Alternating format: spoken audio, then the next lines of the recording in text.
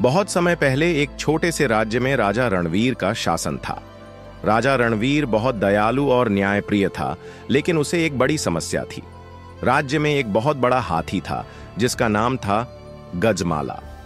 गजमाला राजा का प्रिय हाथी था और वह उसके महल में सजे हुए बागों में घूमा करता था। गजमाला की सुंदरता और ताकत की सारी प्रजा काफी सराहना करती थी, लेकिन एक बात थी, गजमाला बहुत ही अजीब था। वह हमेशा राजा के आदेशों के बावजूद कभी कभी अपनी जिद पर अड़ जाता और उसे अपनी मर्जी करने की आदत थी।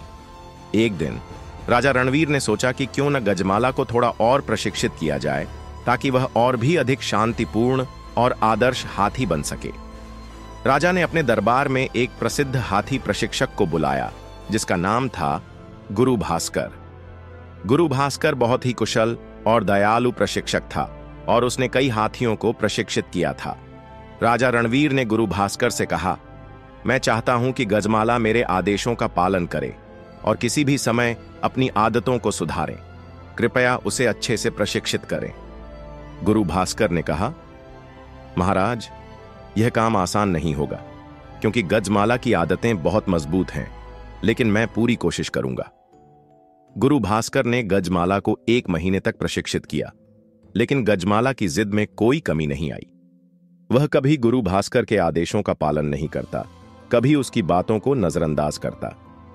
यह देख राजा रणवीर को बड़ी चिंता होने लगी क्योंकि गजमाला का बर्ताव और भी खराब होता जा रहा था।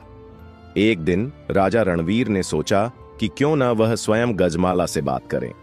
वह महल से बाहर बाग में गए जहां गजमाला आराम से खड़ा था। राजा ने धीरे से गजमाला के पास जाकर उसे शांतिपूर्वक बुलाया। गजमाला, तुम्हारे पास शक्ति और सुंदरता दोनों हैं। तुम मेरे सबसे प्रिय हाथी हो, लेकिन तुम्हारी जिद मेरे राज्य के लिए हानिकारक हो सकती है।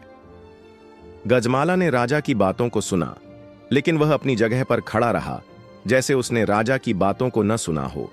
फिर राजा ने सोचा कि यदि गजमाला को सुधारना है तो उसे समझने की जरूरत है। सिर्फ उसे डांटने या आदेश देने से कुछ नहीं होगा। राजा रणवीर ने एक नई योजना बनाई। अगले दिन वह गजमाला के साथ बाग में खेलने गए। राजा ने उसे फल और अपने हाथों से भोजन दिया और उसे प्यार से सहलाया। धीरे धीरे गजमाला ने राजा से जुड़ना शुरू किया और उसकी बातों का पालन करना शुरू किया।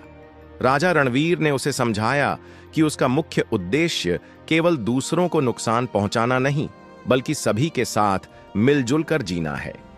गजमाला ने धीरे धीरे अपनी आदतें बदलनी शुरू की और राजा के आदेशों का पालन करने लगा।